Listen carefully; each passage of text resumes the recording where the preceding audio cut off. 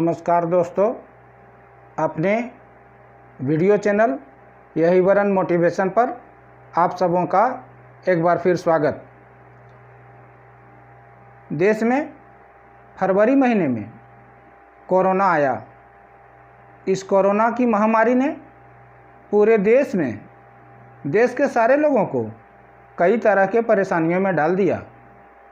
हम सभी इस कोरोना महामारी के भुक्तभोगी बने, कई संकटों का सामना करना पड़ा और इस कोरोना के कालखंड में जिस तरह की दिक्कतें, जिस प्रकार की परेशानियां हम सबों के बीच आई, आप सबों के बीच आई, उन सारे की सारे परेशानियों को देखते हुए हम अपने इस वीडियो चैनल में उस कोरोना के कालखंड की सारी समस्याओं से आप सबों को अवगत कराते हुए एक काव्य प्रस्तुति लेकर आप सबों के बीच आया हूँ। आप सभी इस काव्य प्रस्तुति को ध्यान से सुनेंगे और अगर आपको यह काव्य प्रस्तुति अच्छा लगे तो आप इसे लाइक करेंगे, शेयर करेंगे और कमेंट्स में हमें ज़रूर लिखेंगे कि कोरोना के कालखंड की दशा की जो यह वीडियो आप सभी देख रहे हैं, काव्य प्रस्तुति देख रहे हैं, यह आपको कैसा लगा। अब आगे काव्य के पंक्तियों की ओर। फरवरी माह में कोरोना बोला, फरवरी माह में कोरोना बोला, धक धक करके करेजा डोला। फरवरी माह में कोरोना बोला, धक धक करके करेजा डोला। डर कर सबका बुरा था हाल, कोरोना बना जी का जंजाल। जैसे मार्च महीना आया, कोरोना लाव लश्कर ले आया। संख्या हुई हजारों पर, पड़ गया प्रभाव बाजारों पर। भाग कोरोना भाग रे, देश गया था जाग रे। लॉकडाउन के डर से लोग नहीं निकलते थे घर से। मंत्र ही सामाजिक दूरी था। सरकार ने कोरोना से बचने के लिए मंत्र दिया था, सामाजिक दूरी और मास्क। मंत्र ही सामाजिक दूरी था, मास्क लगाना भी जरूरी था। मंत्र ही सामाजिक दूरी था, मास्क लगाना भी जरूरी था। और सारे लोग अपने अपने घरों में पैक हो गए थे। न पूजा, न पाठ, न मंदिर, न मस्जिद, न गिरजाघर, न गुरुद्वारा। घर में ही देवता पितर था। घर में ही पूजा पाठ लोग करते थे कोरोना के भय से। घर में ही देवता पितर था और टॉयलेट बाथरूम भी भीतर था। अप्रैल महीने में हाहाकार हुआ। हम सबों ने देखा कोरोना बीमारियों की संख्या बढ़ती गई। अप्रैल महीने में हाहाकार हुआ। इस कोरोना के आगे सब लाचार हुआ।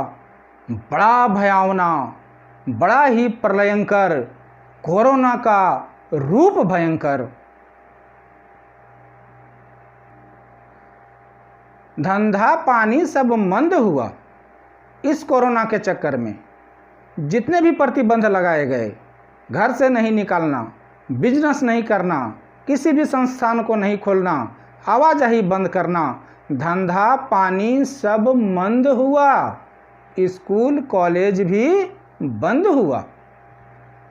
धंधा पानी सब मंद हुआ, स्कूल कॉलेज भी बंद हुआ। न खर्चा था, न बर्चा था, चारों तरफ कोरोना का ही चर्चा था।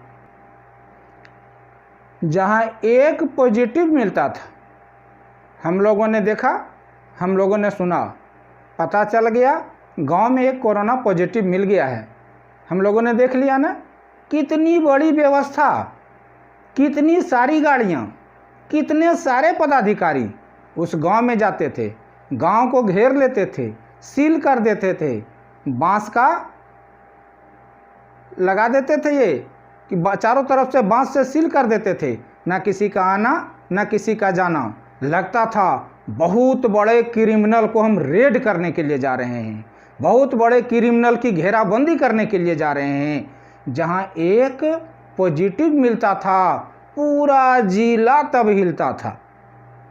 अधिकारी गण सब जाते थे, गांव को सील करके आते थे। गांव मोहल्ला सब वीरान था, गांव मोहल्ला सब वीरान था, चारों तरफ सुनसान था। रिश्तेदारी कितनों की छूट गई, कई लोगों की किस्मत मानो फूट गई। मई जून में तो लाखों में बीमारी बढ़ती चली गई, बीमारी कभी घटी नहीं। बीमारी की संख्या इतनी बढ़ी कि सारे के सारे लोग परेशान हो गए। मई जून में तो लाखों में बीमारी का डर समा गया आंखों में। लेकिन एक चीज़ हुआ मेरे दोस्तों, इस कोरोना के कालखंड में, इस कोरोना के समय में सरकारों ने भरपूर मदद किया, भरपूर सहयोग किया।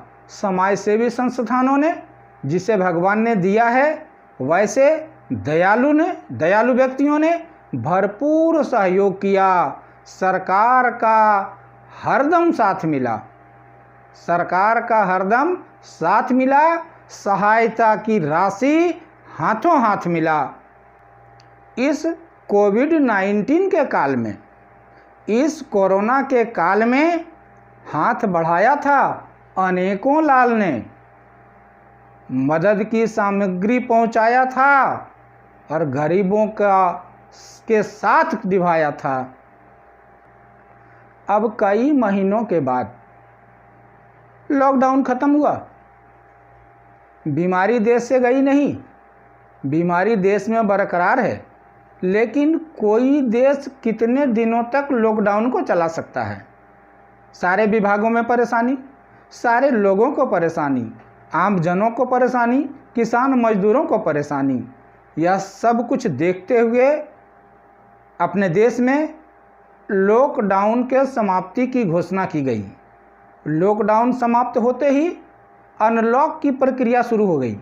और जैसे ही अनलॉक की प्रक्रिया शुरू हो गई, मेरे मित्रों, हम सबों ने देखा, बाजार खुल गए, दुकानें खुल गई, बहुत सारी चीज़ें जो बंद पड़ी थी खुल गया, आवाजाही भी चालू हो गया, लोग यहाँ वहाँ आने जाने भी लगे। अनलॉक प्रक्रिया के तहत मंदिर, मस्जिद, पूजा पाठ सब कुछ शुरू हो गया। और अगर सच पूछा जाए तो कोरोना ने अगर किसी को निगला है तो सबसे पहले निगला है शिक्षण संस्थानों को। कोरोना ने अगर किसी को खाया है तो सबसे पहले खाया है छात्रों, विद्यार्थियों के हंसते खिलखिलाते जीवन को। कोरोना ने अगर किसी को तबाह किया है तो उन सारे व्यक्तियों को जो स्कूल कॉलेज से जुड़े थे, जो शिक्षण संस्थानों से जुड़े थे। अब अनलॉक प्रक्रिया की बारी है। लॉकडाउन खत्म करके अनलॉक शुरू कर दिया गया। अब अनलॉक प्रक्रिया की बारी है, पर कोरोना का कहर तो जारी है। शहर बाजार सब खुल गए, पर स्कूलवे को हम भूल गए। चाहे जो भी कड़ाई हो, जितनी कड़ाई करनी हो, चाहे जो भी कड़ाई हो, लेकिन अब स्कूल में, कॉलेज में पढ़ाई हो, घर बैठने की अवस्था में बुरा प्रभाव पड़ रही व्यवस्था में। अब गाइडलाइन जारी हो। सरकार को चाहिए कि सब कुछ अगर खुल ही गया है तो स्कूलों कॉलेजों को खोलने के लिए भी गाइडलाइन जारी कर दे।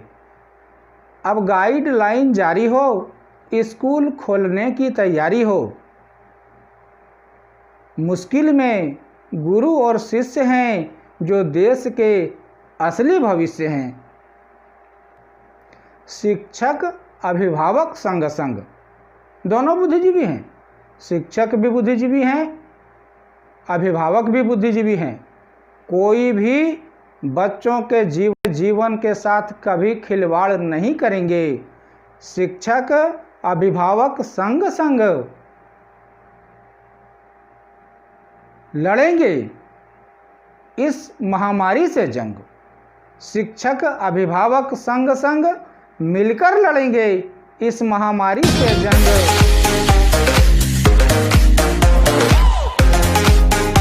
बच्चों का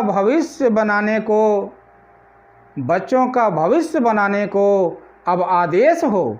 सरकार आदेश दे सारे के सारे स्कूल चलाने को। धन्यवाद। जय हिंद, जय भारत।